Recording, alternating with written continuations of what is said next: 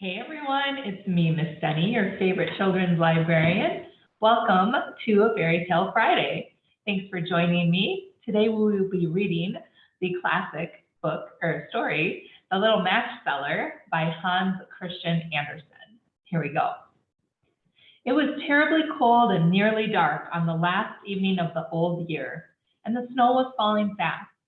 In the cold and the darkness, a poor little girl with a bare head and naked feet roamed the streets. It is true she had on a pair of slippers when she left home, but they were not of much use. They were very large, so large indeed that they had belonged to her mother, and the poor little creature had lost them in running across the street to avoid two carriages that were rolling along at a terrible rate. One of the slippers she could not find, and a boy seized upon the other and ran away with it, saying that he could use it as a cradle when he had children of his own. So the little girl went on with her naked feet, which were quite red and blue with the cold. In an old apron she carried a number of matches and had a bundle of them in her hands. No one bought anything of her the whole day, nor had anyone given her even a penny. Shivering with cold and hunger, she crept along, poor little child. She looked the picture of misery. The snowflakes fell on her long fair hair, which hung in curls on her shoulders, but she regarded them not. Lights were shining from every window, and there was a savory smell of roast goose, for it was New Year's Eve. Yes, she remembered that. In a corner between two houses, one of which projected beyond the other, she sank down and huddled herself together. She had drawn her little feet under her, but she could not keep off the cold, and she dared not go home, for she had sold no matches, and could not take home even a penny of money. Her father would certainly beat her. Besides, it was almost as cold at home as here, for they had only the roof to cover them, through which the wind howled, although the largest holes had been stopped up with straw and rags.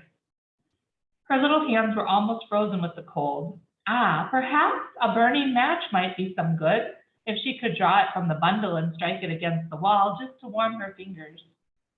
She drew one out, scratched. How it sputtered as it burned!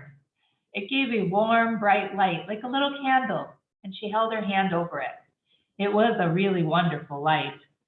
It seemed to the little girl that she was sitting by a large iron stove with polished brass feet and a brass ornament.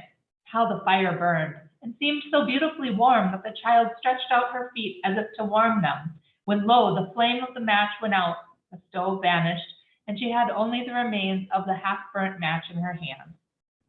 She rubbed another match on the wall.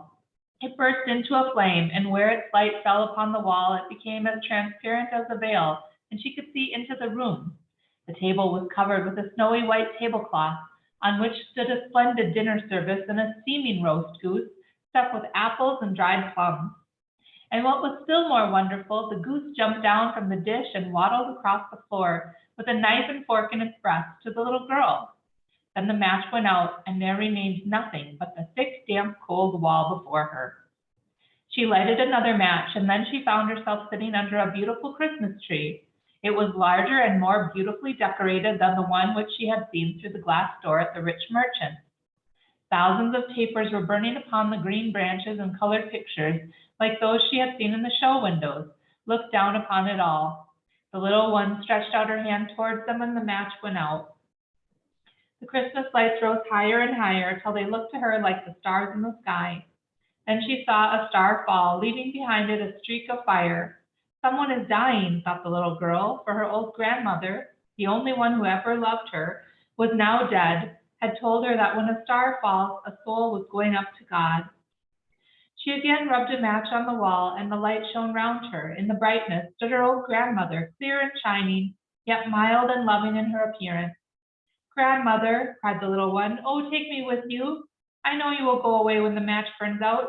You will vanish like the warm stove, the roast goose, and the large, glorious Christmas tree. And she made haste to light the whole bundle of matches, for she wished to keep her grandmother there. And the matches glowed with a light that was brighter than the noonday, and her grandmother never appeared so large or so beautiful. She took the little girl in her arms, and they both flew upwards in brightness and joy far above the earth, where there was neither cold, nor hunger, nor pain, for they were with God. In the bright morning, there lay the poor little one with pale cheeks and a smiling mouth, leaning against the wall, She had been frozen to death on the last evening of the year, and the New Year's sun rose and shone upon a little corpse. The child sat in the stiffness of death, holding the matches in her hand, one bundle of which was burnt. She tried to warm herself, said some.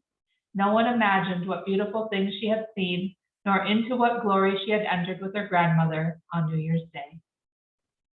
And that is where we will end.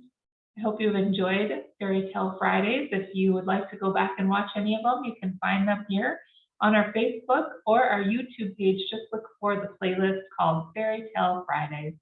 Happy New Year, everyone. Take good care. Bye-bye.